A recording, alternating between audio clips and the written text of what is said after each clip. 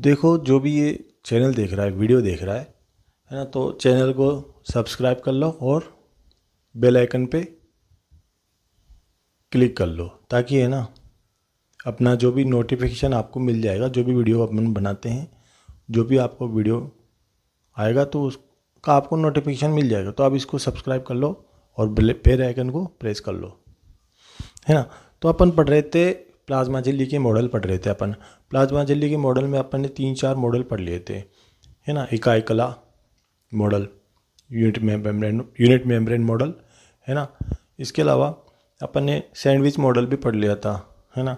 तो अब आपका मॉडल बच रहा है मेन, जो सबसे ज़्यादा मान्य मॉडल है, जो इसको सबसे ज़्यादा माना जाता है ना, नवीनतम मॉडल है, उसका नाम है तरल मोज़ेक मॉडल, है ना। तो तरल mosaic model, fluid mosaic model, तरल मोज़ेक मॉडल। और ये किसने दिया था, मतलब पहले इसको लिखते हैं, है ना, टॉपिक डालते हैं। तो आप टॉपिक डालो प्लाज्मा झिल्ली के मॉडल में अपन पढ़ रहे थे तरल मोज़ेक मॉडल नंबर 4 या नंबर 5, नंबर 5, 3। देखो, पहला मॉडल था अपन ने, किसने दिया था पहला मॉडल, एक सिंगल लिपिड लेयर मॉडल, ये दिया था ओवरटोन ने। दूसरा था डबल लिपिड लेयर मॉडल, ये दिया था ग्रेंडल व गोर्टर ने। तीसरा दिया था यूनिट मेम्ब्रेन मॉडल, है ना, इकाई कला प्रतिरूप, ये दिया था रॉबर्टसन ने। चौथा है आपका सैंडविच मॉडल, है ना, त्रिस्तरीय प्रतिरूप या त्रिस्तरीय मॉडल या ट्राइलेमिलर मॉडल, तो इसको दिया था डेनियली व डेवसन ने दिया था। इसके बाद पांचवा मॉडल आएगा, अब 5वें नंबर का आएगा। 5वें नंबर का मॉडल है, उसको बोलते हैं द्रव मोज़ेक मॉडल, और सर्वाधिक मान्य मॉडल भी यही है ना। तो इसको लिखते हैं, टॉपिक डालो द्रव मोज़ेक मॉडल। द्रव की जगह तरल डाल लो, तरल मोज़ेक मॉडल,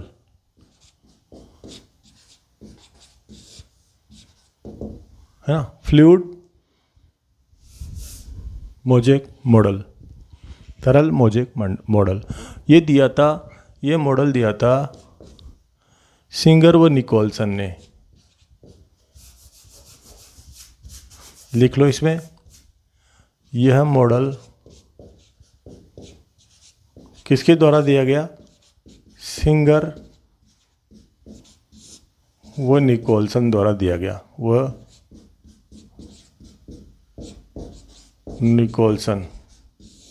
सिंगर व निकोलसन द्वारा दिया गया, सिंगर व निकोलसन ने दिया था ये मॉडल, है ना। और ये सबसे ज़्यादा, ये नवीनतम मॉडल है, मतलब, है ना, ये नवीनतम मॉडल है। आज की तारीख में प्लाज्मा झिल्ली के संरचना का जो अध्ययन किया जाता है ना, वो इसी मॉडल को ध्यान में रखते हुए किया जाता है ना। क्योंकि वर्तमान में यही मॉडल मान्य है। क्योंकि क्या है, इसमें ये मॉडल है ना, प्लाज्मा झिल्ली की असममितता को भी बताता है, लचीलेपन को भी बताता है ना। तो ये उसको प्रदर्शित करता है, मतलब पारगम्यता को भी प्रदर्शित करता है। तो ये सर्वाधिक मान्यता प्राप्त मॉडल है, और इसको गुलाम जामुन मॉडल भी कहा जाता है ना। तरल मोज़ेक मॉडल, इसका मतलब है कि, है ना, पहले लिख लो इसमें, यह सर्वाधिक मान्य मॉडल है, सर्वाधिक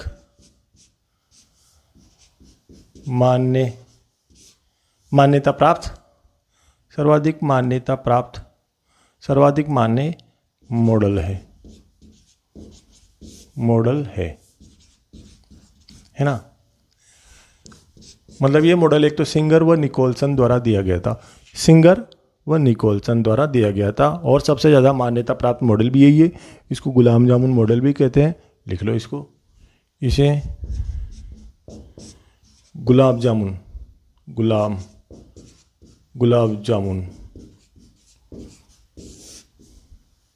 मॉडल भी कहा जाता है,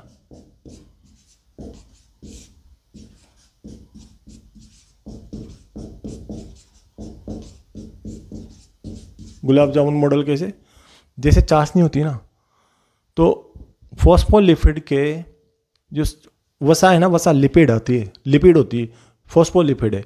तो फॉस्फोलिपिड का पूरा समुद्र है ना, पूरा समुद्र है। उस फॉस्फोलिपिड के समुद्र में गुलाब जामुन जैसे तैरते रहते हैं ना, चाशनी में गुलाब जामुन जैसे तैरते रहते हैं ना, ऐसे प्रोटीन उसमें तैरते रहते हैं, है ना। बर्फीले द्वीप कहा जाता है प्रोटीन को, है ना। तो बर्फ़ जैसे तैरती रहती है समुद्र में, है ना, बर्फ़ के द्वीप तैरते रहते हैं समुद्र में।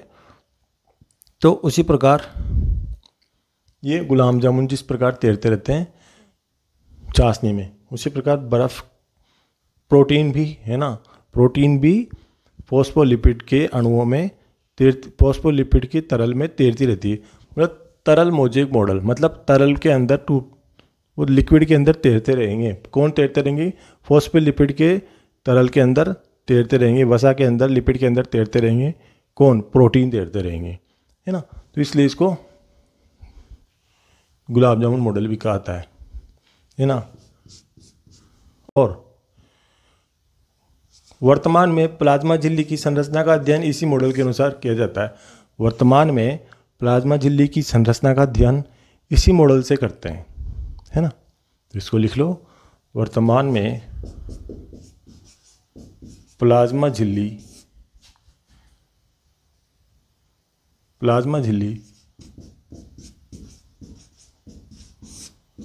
की संरचना का अध्ययन इसी मॉडल से करते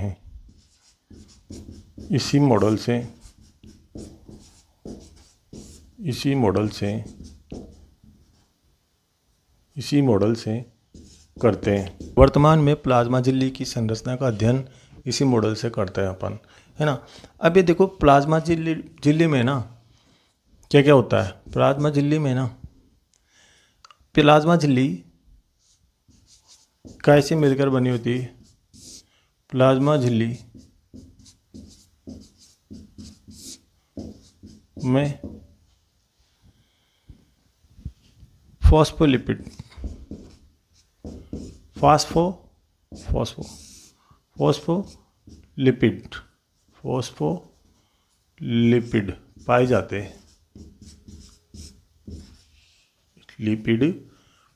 पाए जाते हैं। फॉस्फोलिपिड पाए जाते हैं जो सामान्य ताप पर कैसे होते हैं? तरल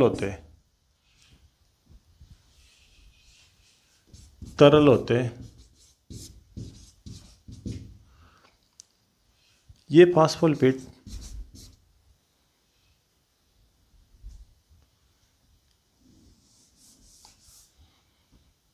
असंतृप्त वसीय अम्लों से मिलकर बने होते हैं। मतलब अनसैचुरेटेड, है ना। तो ये फॉस्फोलिपिड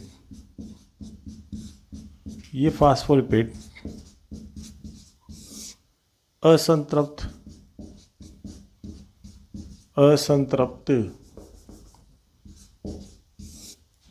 वसीय अम्लों से मिलकर बने होते हैं।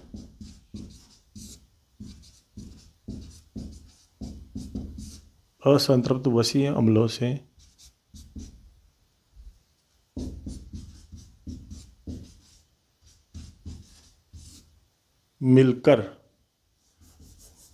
मिलकर बने होते हैं, है ना, मिलकर बने होते हैं। फॉस्फोलिपिड आएगा, मतलब इसमें है ना, एक तो प्रोटीन आ जाएगा, एक फॉस्फोलिपिड आ जाएगा, एक कार्बोहाइड्रेट आ जाएगा। इन तीनों की बात की है इसने, अपन ने शुरू में पढ़ा था प्लाज्मा झिल्ली की संगठन में, है ना। तो ये तीनों को बताता है ये, है ना। और यह मॉडल किसको प्रदर्शित करता है? यह मॉडल प्लाज्मा झिल्ली की असममितता को प्रदर्शित करता है। असममितता, चयनात्मक पारगम्यता, है ना, उनको ये प्रदर्शित करता है। प्लाज्मा झिल्ली की असममितता असमितता, चयनात्मक पारगम्यता, चयनात्मक पारगम्यता को प्रदर्शित करता है, को प्रदर्शित करता है। मतलब ये सर्वमान्य मॉडल इसीलिए है ना, क्योंकि इसमें जो फॉस्फोलिपिड के अणु पाए जाते हैं ना, वो असंतृप्त और वसीय अम्लों से मिलकर बने होते हैं। सामान्य तापमान पर ये प्लाज्मा झिल्ली में वर्तमान में प्लाज्मा झिल्ली की संरचना का अध्ययन इसी मॉडल से किया जाता है। और प्लाज्मा झिल्ली में फॉस्फोलिपिड पाए जाते हैं जो सामान्य तापमान तरल होते हैं, क्योंकि ये फॉस्फोलिपिड काय से मिलकर बने होते हैं, असंतृप्त वसीय अम्लों से मिलकर बने होते हैं, है ना। सामान्य तापमान पर मतलब कमरे के तापमान पर तरल होते हैं, है ना। और इस मॉडल के अनुसार मतलब प्लाज्मा झिल्ली में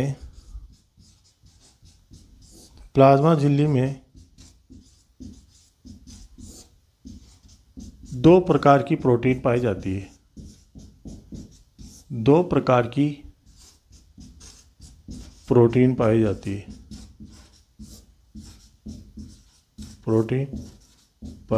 है। देखो, इस मॉडल के अनुसार प्लाज्मा झिल्ली में दो प्रकार की प्रोटीन पाई जाएगी, दो प्रकार की प्रोटीन मिलेगी। एक तो परिधीय प्रोटीन, है ना, जो सतह पे जुड़ी रहेगी, है ना, जो सतह से जुड़ी रहेगी। ऐसी प्रोटीन जो सतह से जुड़ी रहेगी, किससे? फॉस्फोलिपिड अणुओं से, है ना। जो सतह से जुड़ी रहेगी उसको आसानी से हटा सकते हो आप, है ना, क्योंकि सतह से जुड़ी हुई है। एक जुड़ी होती है अंदर वाली प्रोटीन, इंट्रिंसिक प्रोटीन, अंतर्वेशी प्रोटीन बोलेंगे, है ना। दो प्रकार की प्रोटीन है, एक तो सतह से जुड़ी होती है, उसको तो बोल दिया परिधीय प्रोटीन, परिधि की तरफ होती है, उसको खींच के आसानी से हटा सकते हैं, है ना। वो इतनी दृढ़ता से जुड़ी हुई नहीं होती परिधीय प्रोटीन, लेकिन एक दूसरी होती है अंतर्वेशिक प्रोटीन, इंट्रिंसिक प्रोटीन। वो क्या है, दृढ़ता से जुड़ी होती है, किससे? फॉस्फोलिपिड अणुओं से। जो मतलब ये ऐसी प्रोटीन जो फॉस्फोलिपिड अणुओं से जुड़ी हुई थी दृढ़ता से, उसको आप आसानी से अलग नहीं कर सकते, है ना। तो यही दो प्रकार है इसमें, है ना। दो प्रकार की प्लाज्मा झिल्ली में दो प्रकार की प्रोटीन पाई जाती है। दो प्रकार की प्रोटीन का पाया जाना इस मॉडल की विशेषता है। भाई, इसे नहीं कहा है कि दो प्रकार की प्रोटीन पाई जाती है, और किसी मॉडल ने नहीं कहा, किसी भी व्यक्तियों ने नहीं कहा, केवल सिंगल और निकलसन ने कहा था। यही मॉडल बताता है कि प्लाज्मा झिल्ली में दो प्रकार की प्रोटीन पाई जाती है। तो दो प्रकार की प्रोटीन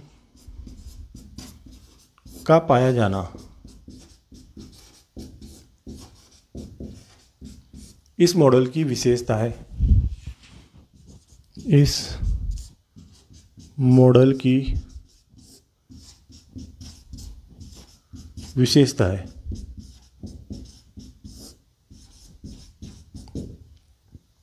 पहली प्रोटीन है परिधीय प्रोटीन।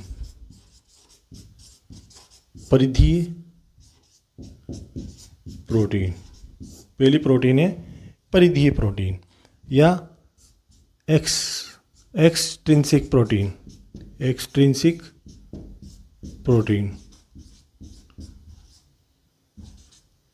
है ना। देखिए, आप पहले ये बना लें, प्रोटीन ये आएगा, पता नहीं क्या आएगा, जो भी आएगा बना लो आप। तो protein, extrinsic protein, intrinsic protein, जो भी आएगा आ जाएगा। एक्सट्रिंसिक प्रोटीन मतलब परिधीय प्रोटीन, जो सतह पर होती है ना, जो परिधि की तरफ होती है, जो फॉस्फोलिपिड अणुओं से बाहर से जुड़ी होती है। अंदर की तरफ तो फॉस्फोलिपिड होंगे, है ना, लेकिन बाहर की तरफ ये होते हैं, सतह से जुड़े रहते हैं, मतलब दृढ़ता से जुड़े नहीं होते ये, इनको आसानी से खींच के हटाया जा सकता है ना। उनको बोलते हैं अपन परिधीय प्रोटीन या एक्सट्रिंसिक प्रोटीन। और दूसरी प्रोटीन होती है इंट्रिंसिक प्रोटीन, अंतर्वेशी प्रोटीन। वो दृढ़ता से जुड़ी होती है, किससे? फॉस्फोलिपिड से। ऐसी प्रोटीन जो दृढ़ता से जुड़ी नहीं होती है उसको तो बोलते हैं परिधीय प्रोटीन या एक्सट्रिंसिक प्रोटीन, और जो दृढ़ता से जुड़ी होती है उसको बोलेंगे अंतर्वेशी प्रोटीन या इंट्रिंसिक प्रोटीन, है ना। तो इसको लिख लेते हैं पहले थोड़ा सा, फिर चित्र बना के भी समझ लेंगे अपन, है ना। परिधीय प्रोटीन, दो प्रकार की प्रोटीन होती है, एक तो परिधीय प्रोटीन या एक्सट्रिंसिक प्रोटीन। इसमें लिखो इस प्रकार की प्रोटीन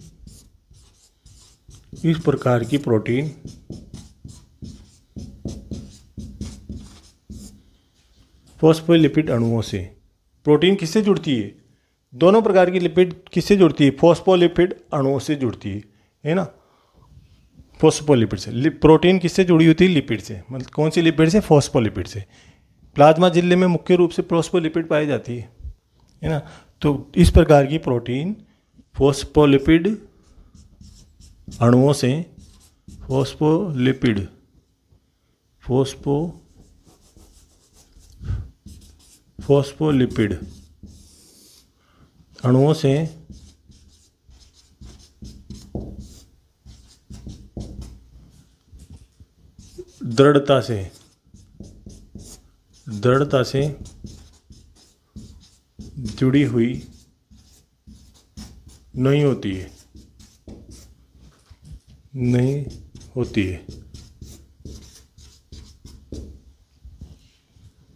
ये तो दृढ़ता से जुड़ी हुई नहीं होती, परिधि की तरफ होती है, नाम ही परिधि है। एक्सट्रिंसिक है मतलब बाहर की तरफ है ये वाली प्रोटीन, है ना। ये प्रोटीन फॉस्फोलिपिड अणुओं से दृढ़ता से जुड़ी हुई नहीं होती, इसलिए इनको आसानी से हटाया जा सकता है। और ये एंजाइमेटिक क्रिया प्रदर्शित करते हैं। कौन सी प्रोटीन? परिधीय प्रोटीन। लिखो इसमें, इन्हें आसानी से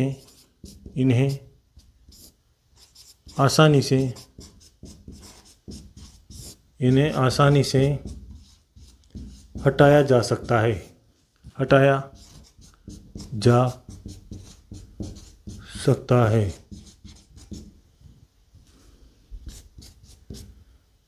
ये एंजाइमेटिक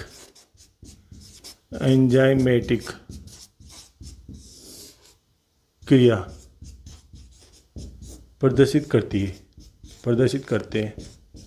प्रदर्शित करती है।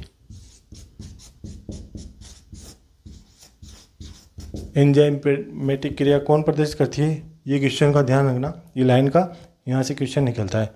कौन सी प्रोटीन एंजाइमेटिक क्रिया प्रदर्शित करती है? तो आएगा आपके परिधीय प्रोटीन, एक्सट्रिंसिक प्रोटीन। इंग्लिश में जरूर नाम ध्यान रखना, एक्सट्रिंसिक प्रोटीन, है ना। तो प्लाज्मा झिल्ली में देखो, अपन प्लाज्मा झिल्ली के मॉडल पढ़ रहे थे। 5वां मॉडल है, लास्ट मॉडल है, सबसे ज़्यादा मान्यता प्राप्त मॉडल इसी को है। प्लाज्मा झिल्ली की संरचना का अध्ययन भी इसी मॉडल के अनुसार किया जाता है। वर्तमान में प्लाज्मा झिल्ली की संरचना का अध्ययन इसी मॉडल से करते हैं अपन, है ना। और यह मॉडल किसने दिया था? सिंगर ने और निकोलसन ने दिया था। सिंगर व निकोलसन द्वारा ये मॉडल दिया गया था, है ना। सर्वाधिक मान्यता प्राप्त मॉडल ये है ना। और इसे गुलाम जामुन मॉडल भी कहा जाता है। गुलाम जामुन मॉडल मतलब जैसे चाशनी होती है, चाशनी में कौन है? चाशनी तो मान लो आप फॉस्फोलिपिड, है ना। फॉस्फोलिपिड जो लिक्विड के रूप में होते हैं, तरल के रूप में होते हैं, है ना। फॉस्फोलिपिड का समुद्र मान लो आप, है ना। और उसमें आप गुलाम जामुन मान लो प्रोटीन। गुलाम जामुन तो हो गए प्रोटीन, और वो फॉस्फोलिपिड हो गए आपके चाशनी, है ना। या फिर आप मान लो इसको फॉस्फोलिपिड के समुद्र में प्रोटीन रूपी बर्फीले द्वीप, मतलब बर्फ़ के टुकड़े हो गए ना, बर्फ़ के जो द्वीप पे वो तो हो गए प्रोटीन, और समुद्र बोल दिया फॉस्फोलिपिड को, है ना। तो फॉस्फोलिपिड के समुद्र में प्रोटीन रूपी बर्फीले द्वीप भी कहा जाता है इस मॉडल को। वर्तमान में प्लाज्मा झिल्ली में फॉस्फोलिपिड पाए जाते हैं, है ना। फॉस्फोलिपिड के अणु पाए जाते हैं जो सामान्य तापमान पर तरल होते हैं।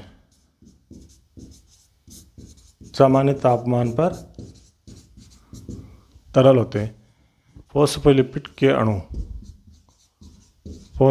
के अणु पाए जाते हैं जो सामान्य तापमान पर तरल होते हैं, है ना। मतलब प्लाज्मा झिल्ली में मेन रूप से कौन सी वसा, कौन सी लिपिड या वसा, कौन सी लिपिड मिले, कौन सी लिपिड पाई जाएगी, फॉस्फोलिपिड।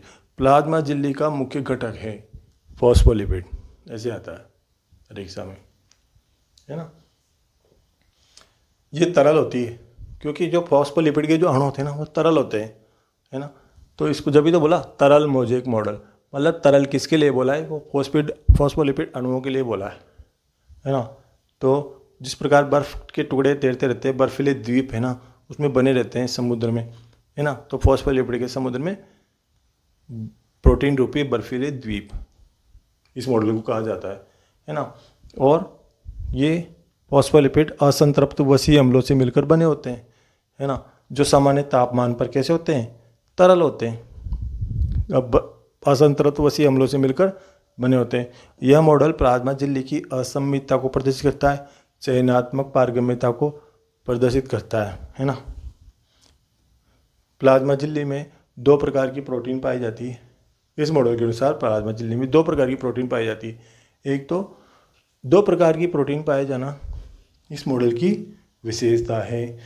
एक तो हो गई 2 प्रकार की प्रोटीन, कौन सी, इस प्रकार की प्रोटीन, एक तो परिधीय प्रोटीन हो गई, दूसरी पढ़ेंगे मतलब एक्सट्रिंसिक प्रोटीन, एक दूसरी आएगी आपकी अंतर्वेशी प्रोटीन या इंट्रिंसिक प्रोटीन।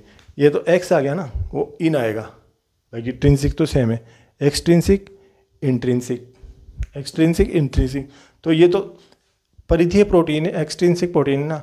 ये इस प्रकार की प्रोटीन क्या होती है, फॉस्फोलिपिड से, फॉस्फोलिपिड अणुओं से दृढ़ता से जुड़ी हुई नहीं होती। इनको आसानी से हटा के आप अलग कर सकते हो, परिधि की तरफ रहती है तो आसानी से आप अलग कर सकते हो इसको, है ना। तो इन्हें आसानी से अलग किया जा सकता है। और इस प्रकार की प्रोटीन एंजाइमेटिक क्रिया प्रदर्शित करती है। तो एंजाइमेटिक क्रिया कौन प्रदर्शित करती है, परिधीय प्रोटीन, है ना। तो अपन इसको आप उतार लो भले, है ना, कॉपी में। तो बच्चों आपके एक तो हो गया, आपके 2 प्रकार की प्रोटीन पाई जाती है इस प्रकार की, है ना, इस मॉडल के अनुसार, है ना। प्लाज्मा झिल्ली में 2 प्रकार की प्रोटीन पाई जाती है, एक तो परिधीय प्रोटीन एक्सट्रिंसिक प्रोटीन और दूसरी होती है अंतर्वेशी प्रोटीन या इंट्रिंसिक प्रोटीन। तो लिखते हैं इसको बी। दूसरी होती है इसके अनुसार अंतर्वेशी प्रोटीन, अंतर्वेशी प्रोटीन या इंट्रिंसिक प्रोटीन। इंग्लिश में ज़रूर ध्यान रखना,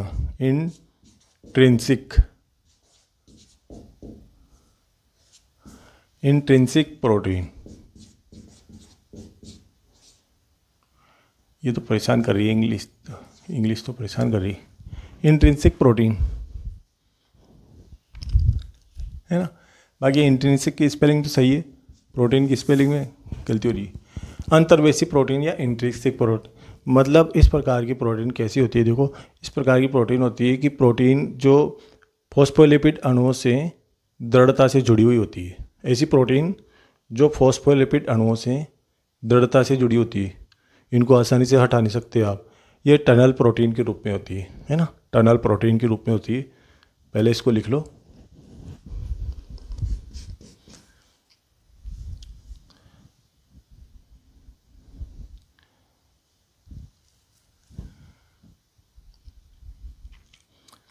इस प्रकार की प्रोटीन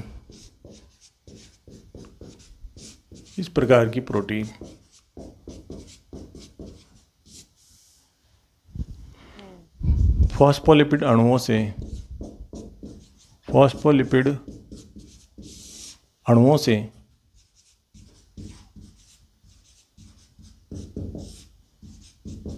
कैसी होती है, दृढ़ता से जुड़ी होती है।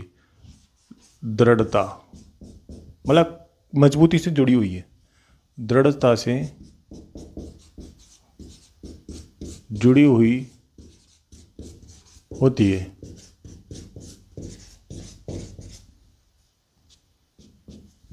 ना, दृढ़ता से जुड़ी हुई होती है। इन्हें आसानी से अलग नहीं किया जा सकता, इन्हें आसानी से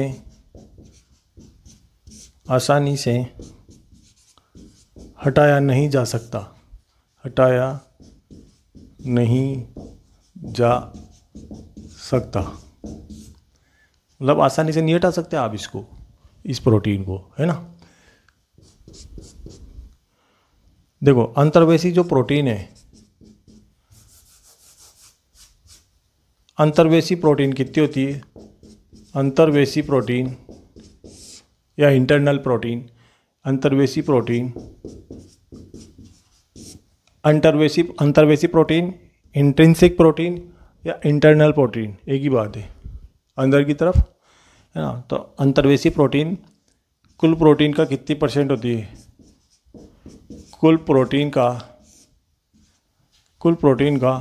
70% होती है, 70% होती है। जबकि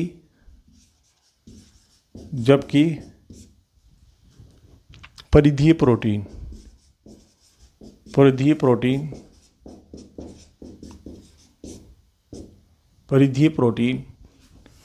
कुल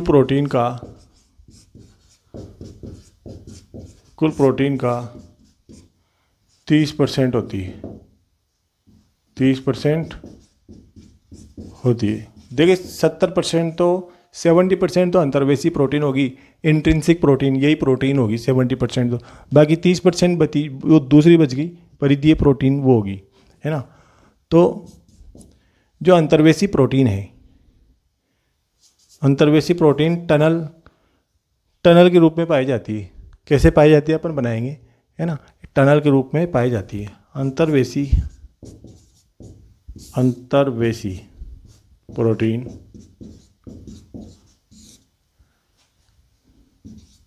टनल के रूप में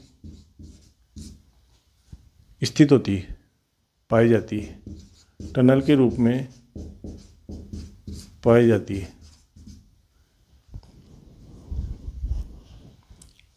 टनल प्रोटीन के रूप में, टनल के रूप में पाई जाती है ना।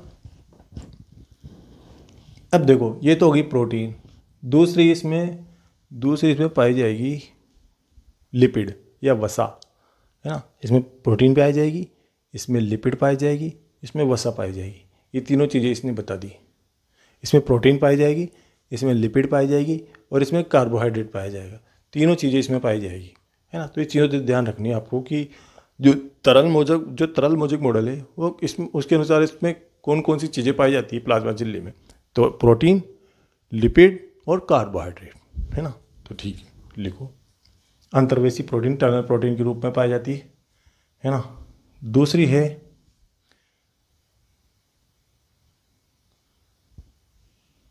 चलो इसको उतार लो, पहले इसको उतार लो कॉपी में। देखो प्रोटीन तो हो गया आपका, दो प्रकार की प्रोटीन पाई जाती है, है ना। इंट्रिंसिक प्रोटीन, एक्सट्रिंसिक प्रोटीन और इंट्रिंसिक प्रोटीन, दो प्रकार की प्रोटीन हो गई। अब प्रोटीन हो गई, उसके बाद अब आएगा लिपिड या वसा, फिर उसके बाद आएगा आपका कार्बोहाइड्रेट।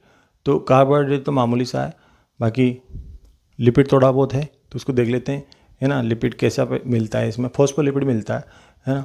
और ये हेड और टेल दो इसके भाग होते हैं, है ना, हाइड्रोफोबिक और हाइड्रोफिलिक, तो दो इसके भाग होते हैं। तो इसमें देख लो पहले आप, फिर चित्र लास्ट में बना लेंगे अपन, है ना।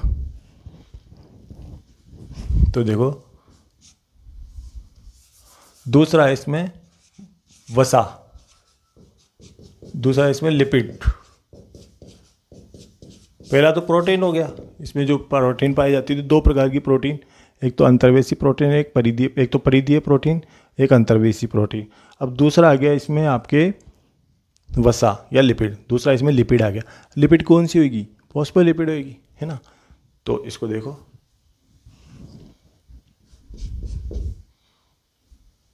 इसमें कोलेस्ट्रॉल भी पाया जाता है ना। कोलेस्ट्रॉल भी वैसा ही होती है, तो इसमें कोलेस्ट्रॉल भी पाई जाती है और फॉस्फोलिपिड मेन होती है ना। तो इसमें पहले लिखो वसा, कौन कौन सी वसा पाई जाती है ना। इसमें पाई जाएगी एक तो फॉस्फोलिपिड, ए पॉइंट लगा लो इसको, फॉस्फोलिपिड।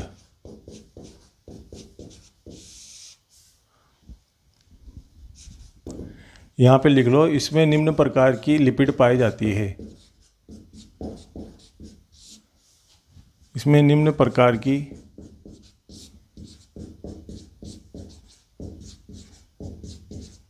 लिपिड पाई जाती है। लिपिड मतलब वसा, पाई जाती है।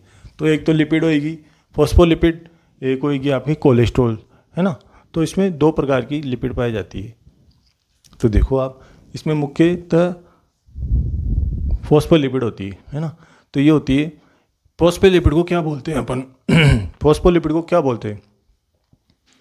प्लाज्मा झिल्ली का मुख्य घटक है ना फॉस्फोलिपिड, ये मेन तो फॉस्फोलिपिड ही। तो फॉस्फोलिपिड को प्लाज्मा झिल्ली का मुख्य घटक बोला जाता है। और इसके दो भाग होते हैं, उभयधर्मी अणु होता है ना, उभयधर्मी अणु होता है। एम्फीपैथिक अणु होता है। इसके दो भाग होते हैं, एक तो हेड एक टेल, एक तो सिर एक पूंछ, दो भाग होते हैं इसके, है ना। देखते हैं अपन, थोड़ा सा इसको लिखते हैं। फॉस्फोलिपिड यह प्लाज्मा झिल्ली का मुख्य घटक है। प्लाज्मा झिल्ली का, यह प्लाज्मा झिल्ली का मुख्य घटक है।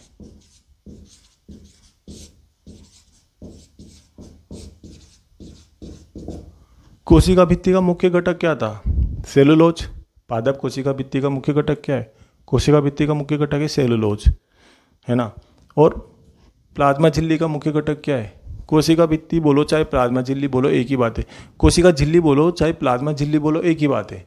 कोशिका भित्ति अलग है। कोशिका भित्ति तो इसके ऊपर पाई जाती है, प्लाज्मा झिल्ली के ऊपर, कोशिका झिल्ली के ऊपर। तो प्लाज्मा झिल्ली या कोशिका झिल्ली का मुख्य घटक है फॉस्फोलिपिड। लेकिन क्वेश्चन आए कि कोशिका भित्ति का मुख्य घटक क्या है, तो उसका आंसर है सेलुलोज, है ना। तो फॉस्फोलिपिड प्लाज्मा झिल्ली का मुख्य घटक है। इसमें देखो ये कैसा होता है फॉस्फोलिपिड अणु? उभयधर्मी अणु होते हैं। उभयधर्मी अणु होते हैं। उभयधर्मी बोलो चाहे एम्फीपैथिक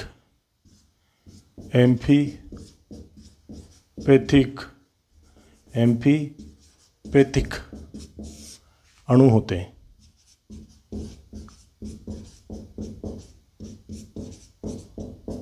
एम्फीपैथिक बोलो चाहे उभयधर्मी बोलो। उभयधर्मी अणु का मतलब है कि दो गुणों को धारण किए हुए है। ये फॉस्फोलिपिड है ना, दो टाइप के गुणों को धारण किए हुए है ना उभयधर्मी। तो दो चीज़ों को धारण कर रखा है इसने। उभयधर्मी अणु होते हैं या एम्फीपैथिक अणु होते हैं। तो फॉस्फोलिपिड कैसे होते हैं? जैसे मैं आपको बताऊं, फॉस्फोलिपिड कैसे होते हैं अणु। फॉस्फोलिपिड होते हैं, ये तो होती है इनका हेड, दो भाग होते हैं इसके, है ना। और ये होती है इनकी टेल, ये टेल, ये तो होता है हेड, सिर। और ये होता है इनका टेल, पूंछ, है ना। तो ये इनकी हेड है। बाकी इसका मॉडल अपन बनाएंगे लास्ट में, पहले आप समझ लो इसको। मतलब फॉस्फोलिपिड प्लाज्मा झिल्ली का मुख्य घटक होता है ना फॉस्फोलिपिड। कोशिका भित्ति का, सेल वॉल का, कोशिका भित्ति का मुख्य घटक होता है सेलुलोज। और प्लाज्मा झिल्ली का मुख्य घटक होता है फॉस्फोलिपिड।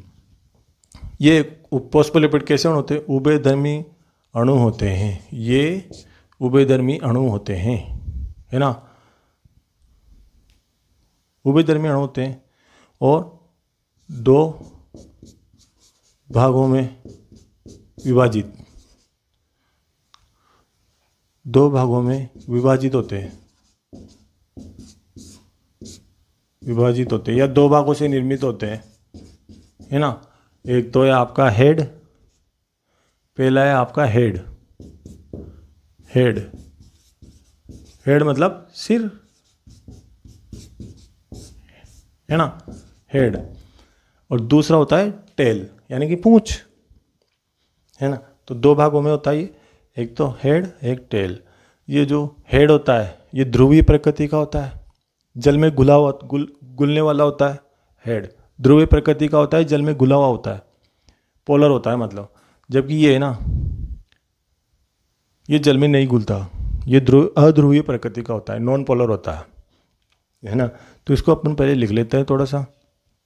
हेड क्या होता है, इसका जो हेड सिरा होता है ना वो किधर की तरफ होता है, सतह की तरफ होता है।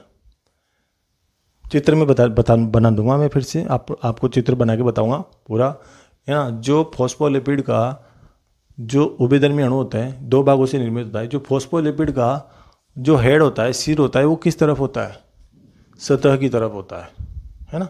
बाहर की तरफ होता है या सतह की तरफ होता है। और जो टेल है वो अंदर की तरफ होता है। जैसे ये प्लाज्मा झिल्ली ये मान लो आप, तो अभी समझने के लिए, तो इसका हेड किधर है, सतह की तरफ, और इसका टेल किधर है, अंदर की तरफ, है ना, अंदर की तरफ। तो ये हेड हो गया इसका, है ना। तो इसके हेड की विशेषता लिखो, सतह की तरफ होते हैं, सतह की तरफ होते हैं,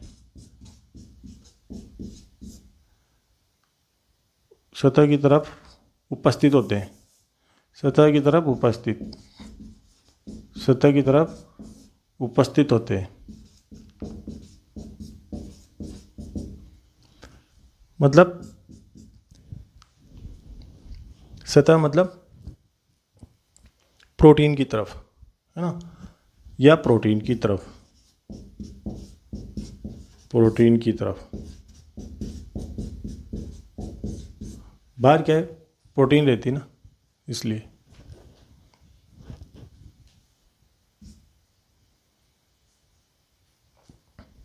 तो सतह की तरफ उपस्थित होते हैं हेड, फॉस्फोलिपिड का अणु। और ये होते हैं ना जल में, ये ध्रुवीय प्रकृति का होता है, ध्रुवीय प्रकृति का होता है, पोलर नेचर, है ना, ध्रुवीय प्रकृति का होता है।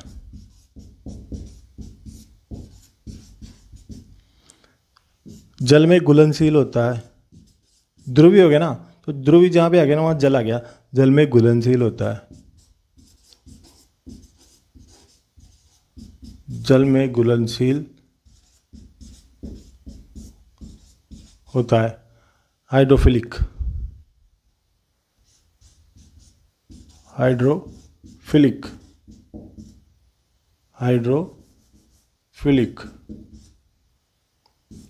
हाइड्रोफिलिक होता है ना। पोलर होता है, हाइड्रोफिलिक होता है। इसके अलावा बस यही है इसमें, है ना। और ग्लिसरॉल का बना होता है, ग्लिसरॉल, ग्लिसरॉल का बना होता है,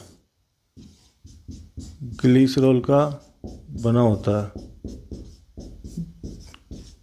देखो जो फॉस्फोलिपिड है ना, पहले तो अपन ने प्रोटीन पढ़ लिया भाई। 2 प्रकार की प्रोटीन पाई जाती है, परिधीय प्रोटीन और अंतर्वेशी प्रोटीन, है ना। परिधीय प्रोटीन होती है वो दृढ़ता से जुड़ी हुई नहीं होती, और जो दूसरी प्रोटीन होती है अंतर्वेशी प्रोटीन, वो दृढ़ता से जुड़ी होती है, उनको बाहर आसानी से नहीं निकाल सकते, है ना। लेकिन अब आपके दूसरी आ गई लिपिड। लिपिड कौन सी है, इसमें निम्न प्रकार की लिपिड पाई जाती है। एक तो फॉस्फोलिपिड है, एक कोलेस्ट्रॉल है ना। तो फॉस्फोलिपिड में भी देखो अब आप, इसके 2 उभयधर्मी अणु होता है फॉस्फोलिपिड। इसके 2 भाग होते हैं प्रत्येक फॉस्फोलिपिड अणु के। एक फॉस्फोलिपिड अणु का चित्र है, तो प्रत्येक फॉस्फोलिपिड अणु के 2 भाग होते हैं, एक तो हेड, एक टेल। हेड होता है तो ऊपर प्रोटीन की परत होती है, तो हेड सतह की तरफ होता है, सतह है ना ऊपर। तो हेड किधर की तरफ होता है, प्रोटीन परत की तरफ या सतह की तरफ। और टेल किधर होता है, अंदर की तरफ होता है ना। उभयधर्मी अणु होता है। हेड कैसा होता है, ध्रुवीय प्रकृति का होता है। जबकि जो टेल है वो है, जो अपन टेल पढ़ेंगे, ये तो ध्रुवीय प्रकृति का होगा, और ये टेल है ये अध्रुवीय प्रकृति का होगा, नॉन पोलर होगा। ये तो पोलर होगा, ये नॉन पोलर होगा। ये जल में घुलनशील होगा, ये जल में अघुलनशील होगा, है ना। ये तो हाइड्रोफिलिक होगा, ये हाइड्रोफोबिक होगा। इसमें तो ये ग्लिसरॉल का बना होता है, हेड तो ग्लिसरॉल का बना होता है, जबकि जो टेल है ये वसीय अम्लों का बना होता है ना। बिल्कुल विपरीत है, मतलब जब तो इनको उभयधर्मी अणु का 2 टाइप के गुणों को धारण कर किए होता है ना। तो ये फॉस्फोलिपिड होता है, ये प्लाज्मा झिल्ली का मुख्य घटक है। प्लाज्मा झिल्ली का मुख्य घटक तो फॉस्फोलिपिड। लेकिन क्वेश्चन है कोशिका भित्ति का मुख्य घटक, सेल वॉल का मुख्य घटक पादप में पढ़ा था अपन ने, तो वो था सेलुलोज, है ना। तो इसको बना लो, बना लो। क्या दूसरा भी लिख देते हैं। दूसरा है आपका टेल, टेल या पूंछ, है ना। तो फिर पूंछ क्या होती है, देखो इसका विपरीत कर दो सेम। ये सतह की तरफ उपस्थित होते हैं ना, तो ये अंदर की तरफ उपस्थित होते हैं। ये अंदर की तरफ, यह अंदर की तरफ होता है, अंदर की तरफ होता है। दूसरा पॉइंट, यह अंदर की तरफ होता है, यह ध्रुवीय प्रकृति का होता है, यह अध्रुवीय प्रकृति का होता है। अध्रुवीय प्रकृति का होता है। तीसरा, यह जल में घुलनशील होता है, इसका विपरीत लिख दो, जल में अघुलनशील होता है, जल में अघुलनशील होता है।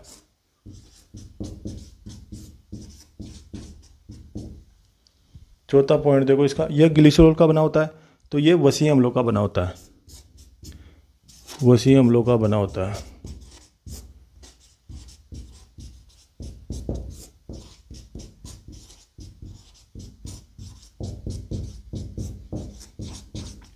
तो आप इसको कॉपी में उतार लो, है ना। इसका विपरीत कर दिया, हेड का पूरा विपरीत कर दिया, इधर अपोजिट कर दिया। ये तो हाइड्रोफिलिक है, ये हाइड्रोफोबिक, अघुलनशील हाइड्रोफोबिक।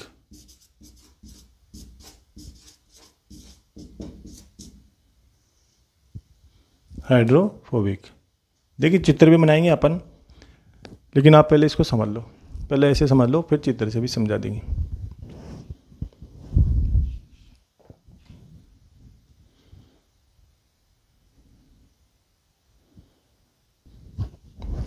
देखो ये हो गया आपका फॉस्फोलिपिड हो गया, दो प्रकार की लिपिड थी, ऐसे जैसे दो प्रकार की प्रोटीन, ऐसे दो प्रकार की लिपिड। हाँ, तो फॉस्फोलिपिड होगी पहली। दूसरा है आपका कोलेस्ट्रॉल, कोलेस्ट्रॉल, कोलेस्ट्रॉल के कण भी पाए जाते हो ना उसमें, कोलेस्ट्रॉल के अणु भी पाए जाते हैं। कोलेस्ट्रॉल, कोलेस्ट्रॉल, तो कोलेस्ट्रॉल क्या करता है, कोलेस्ट्रॉल के अणु भी उसमें पाए जाते हैं। ये पीएम को स्थायित्व प्रदान करता है, मतलब प्लाज्मा मेम्ब्रेन को, प्लाज्मा झिल्ली को स्थायित्व प्रदान करता है। बस यही काम है इनका, है ना। तो इसको लिख लो डायरेक्ट, यह प्लाज्मा झिल्ली को, प्लाज्मा झिल्ली को स्थायित्व प्रदान करता है। स्थायित्व, स्थायित्व प्रदान, स्थायित्व प्रदान करता है।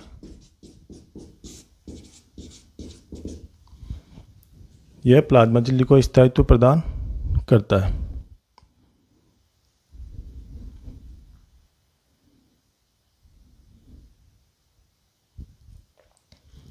है ना। ये हो गया आपके वसा। अब तीसरा है आपके कार्बोहाइड्रेट।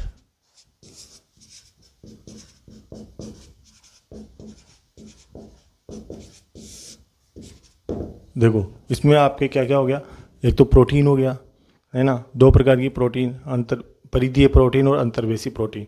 दूसरा इसमें आपके लिपिड हो गया, फॉस्फोलिपिड और कोलेस्ट्रॉल। प्रोटीन हो गया, लिपिड हो गया, अब आएगा इसमें कार्बोहाइड्रेट। तो तीन चीज़ें होती है इसमें मेनली, है ना। प्लाज्मा झिल्ली भी इसी की बनी होती है, प्रोटीन, लिपिड और कार्बोहाइड्रेट, है ना। तो कार्बोहाइड्रेट, कौन सा कार्बोहाइड्रेट पाया जाता है इसमें, ग्लाइकोकैलिक्स, ग्लाइकोकैलिक्स या, है ना, ग्लाइकोप्रोटीन, ग्लाइकोलिपिड, ये कार्बोहाइड्रेट पाए जाते हैं। और ये इनको सम्मिलित रूप से ग्लाइकोकैलिक्स कहते हैं। ये क्या काम आते हैं, कार्बोहाइड्रेट कोशिका की पहचान करने में काम आते हैं, कोशिका की पहचान करने में काम आते हैं।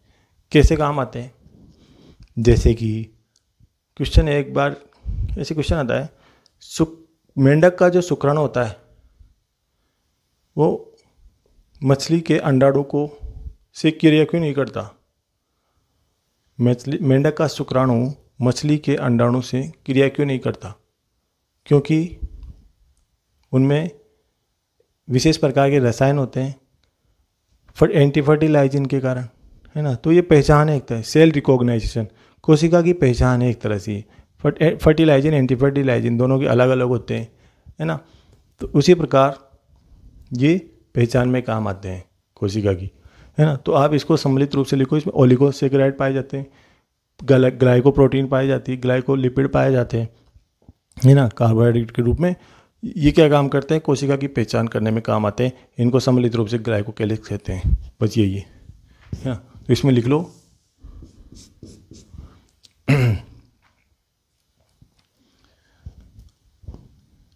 इसमें प्लाज्मा झिल्ली में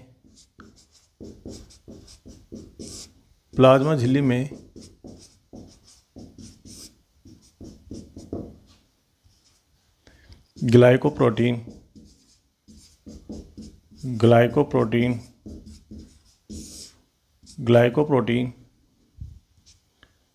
ग्लाइकोलिपिड, ये जो ग्लाइको है ना, ये ग्लाइकोप्रोटीन और ग्लाइकोलिपिड ये कार्बोहाइड्रेट है। जो ग्लाइको शब्द दिख रहा है ना, वो ग्लाइको, ये कार्बोहाइड्रेट है। अब कार्बोहाइड्रेट प्रोटीन से मिक्स हो जाएगा, मिल जाएगा, तो कहलाएगा ग्लाइकोप्रोटीन। कार्बोहाइड्रेट लिपिड के साथ मिक्स हो जाएगा तो कहलाएगा ग्लाइकोलिपिड, है ना। तो एक ग्लाइको जो भी है यहाँ पे, ये कार्बोहाइड्रेट है ना। तो इसमें कार्बोहाइड्रेट पाया जा रहा है। ग्लाइकोप्रोटीन, कार्बोहाइड्रेट प्रोटीन के साथ मिक्स हो गया तो ग्लाइकोप्रोटीन, ये लिपिड के साथ मिक्स हो गया तो ग्लाइकोलिपिड पाए जाते हैं। ओलिगोसेकेराइड,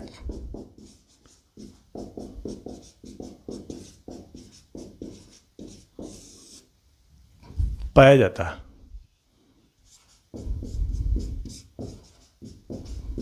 पाए जाते हैं। इन्हें सम्मिलित रूप से ग्लाइकोकैलिक्स कहते हैं। ये सब कार्बोहाइड्रेट ही, इन्हें सम्मिलित रूप से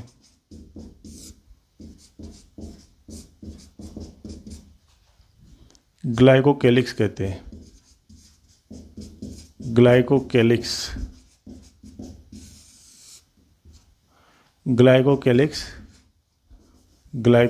कहते हैं।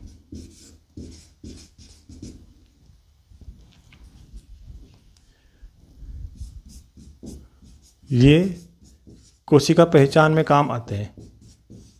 कोशिका पहचान में काम आते हैं।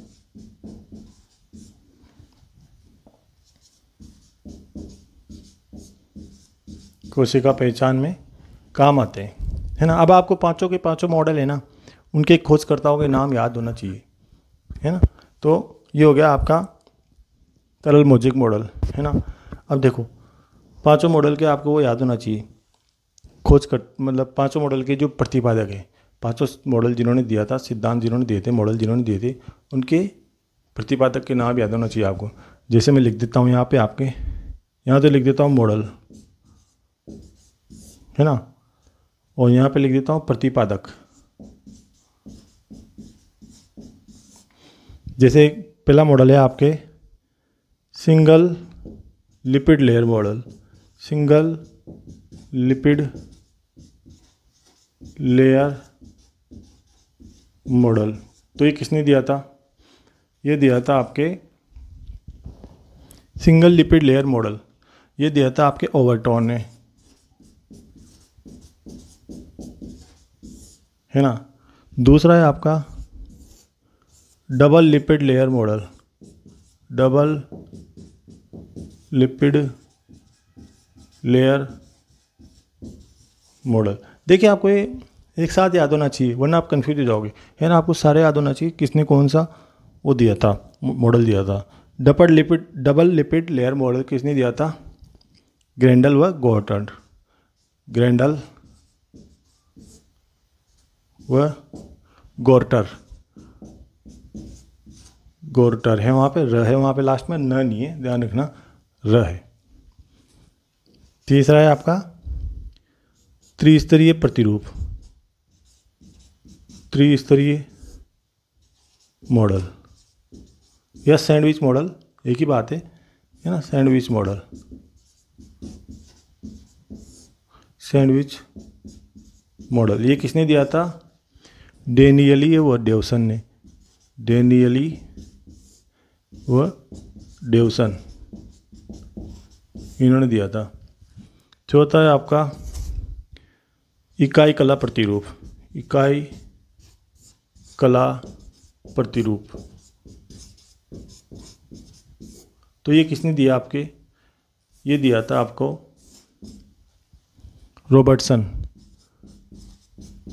रॉबर्टसन ने दिया था ये, है ना। और पांचवा है आपका तरल मोज़ेक मॉडल, तरल मोज़ेक मॉडल। तो ये दिया था आपके सिंगर व निकोलसन ने, सिंगर व निकोलसन, सिंगर व निकोलसन ने दिया, है ना। अब आपका इसका चित्र बनाना रह गया था, आपके चित्र बना लो आप, है ना। तो प्लाज्मा झिल्ली में कार्बोहाइड्रेट पाए जाते हैं। कौन से कार्बोहाइड्रेट? कोलेस्ट्रॉल पाई जाती है। दूसरी वह पीएम को स्थायित्व प्रदान करती है, प्लाज्मा झिल्ली को स्थायित्व प्रदान करता है ये कोलेस्ट्रॉल, है ना। अब कार्बोहाइड्रेट, एक तो प्रोटीन पाई जाएगी, एक लिपिड पाया जाएगा, एक कार्बोहाइड्रेट पाया जाएगा। कार्बोहाइड्रेट कौन सी किस रूप में होती है? ग्लाइकोप्रोटीन के रूप में होता है, ग्लाइकोलिपिड के रूप में होता है, ओलिगोसैकेराइड के रूप में होता है ना। इनको सम्मिलित रूप से क्या कहते हैं? ग्लाइकोकैलिक्स कहते हैं। ये क्या काम आते हैं? कोशिका की पहचान करने में काम आते हैं। ये ग्लाइकोकैलिक्स क्या काम आते हैं? कोशिका पहचान में, सेल रिकॉग्नाइजेशन में काम आते हैं। यहाँ पे सारे प्रतिरूप मॉडल इधर लिख दिया, प्रतिपादक इसने लिख दिया, भाई किसने कौन सा मॉडल दिया था, है ना, ये शॉर्ट में। बाकी चित्र बना लेते हैं। अब इसको पहले कॉपी में बना लो, उतार लो इसको, और फिर चित्र बनाते हैं अपन इसका तरल मोज़ेक मॉडल का।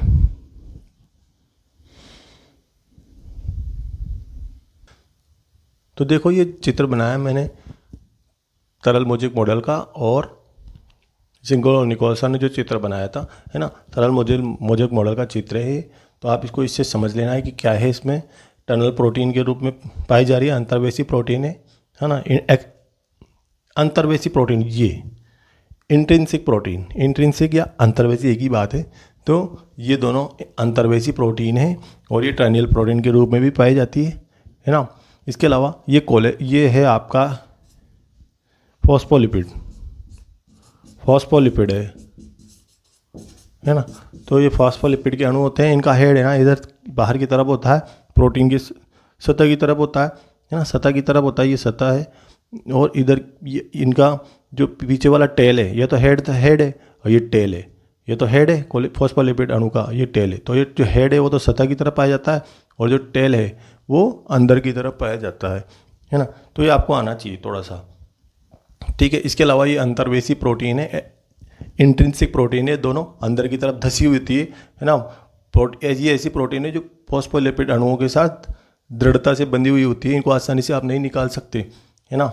लेकिन जो एक्सट्रिंसिक प्रोटीन है, इनको आप आसानी से निकाल सकते हो, है ना। ये आसानी से अलग हो जाएगी। एक्सट्रिंसिक प्रोटीन आप यहाँ भी बना सकते हो, ऐसे करके बना लो। ये एक्सट्रिंसिक प्रोटीन है ना, और ये एक्सट्रिंसिक प्रोटीन है। ये एक्सट्रिंसिक प्रोटीन, ये कोलेस्ट्रॉल के अणु है ना, मतलब फॉस्फोलिपिड के अणु हैं। ये तो एक्सट्रिंसिक प्रोटीन है, फॉस्फोलिपिड के अणु हैं, और इसका हेड है फॉस्फोलिपिड अणु का हेड, और ये टेल है फॉस्फोलिपिड अणु का, है ना। तो ये परिधीय प्रोटीन है, परिधीय प्रोटीन है, एक्सट्रिंसिक प्रोटीन है ये इंट्रिंसिक प्रोटीन है। इसके अलावा ये फॉस्फोलिपिड के अणु होते हैं जो हेड और टेल में दो भाग में पाए जाते हैं, है ना। हेड तो होता है परिधि की तरफ, सतह की तरफ, और ये टेल होता है अंदर की तरफ, तो ये अंदर की तरफ है। इसके अलावा ये यहाँ से बाहर निकला हुआ है, ऐसे जैसे ये बाहर निकला हुआ है ना, ऐसे ये बाहर निकला हुआ है, पीछे दिख नहीं रहा, मतलब ये 3D स्ट्रक्चर के हिसाब से, है ना। ऐसे ये है, ये भी अंतर्वेशी प्रोटीन है। ये दोनों अंतर्वेशी प्रोटीन है, मतलब इंट्रिंसिक प्रोटीन है, ये सब इंट्रिंसिक प्रोटीन है ना। इसके अलावा इसमें ओलिगोसेकेराइड पाए जाते हैं या ग्लाइकोलिपिड पाए जाते हैं, ये कार्बोहाइड्रेट होते हैं, ये कोशिका की पहचान करने में काम आते हैं, सेल रिकॉग्नाइजेशन में काम आते हैं।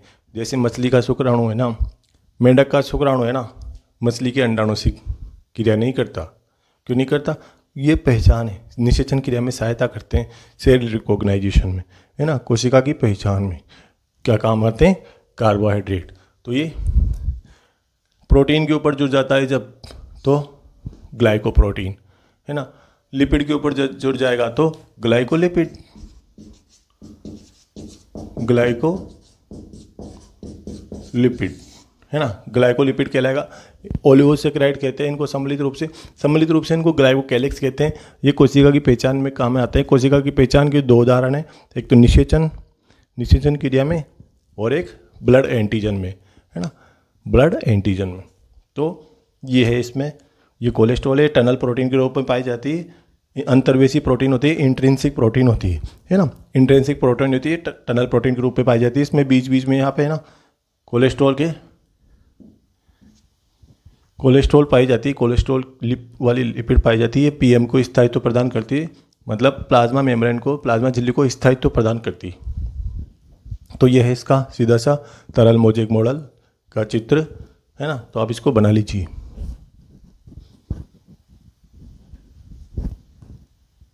एक बार फिर से समझ लो, ये तो है प्रोटीन, ये जितनी भी दिख रही है ना आपको, ये सब इंटरनल प्रोटीन है, इंट्रिंसिक प्रोटीन है ये सब। ये टनल प्रोटीन, ये भी इंट्रिंसिक प्रोटीन है, टनल प्रोटीन के रूप में पाई जाती है ना।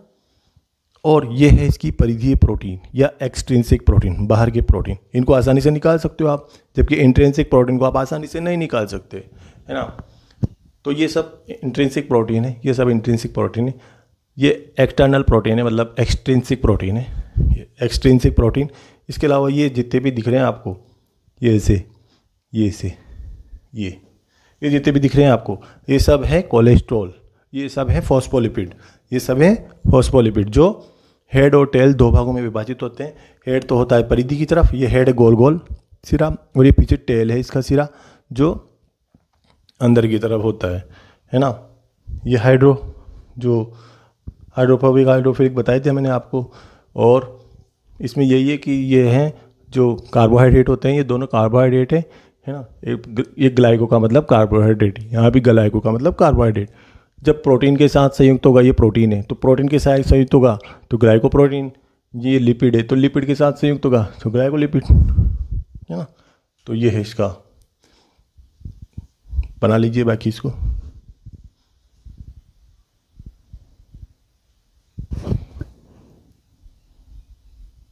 कॉपी में बना लो, चैनल को सब्सक्राइब कर दो, लाइक कर दो।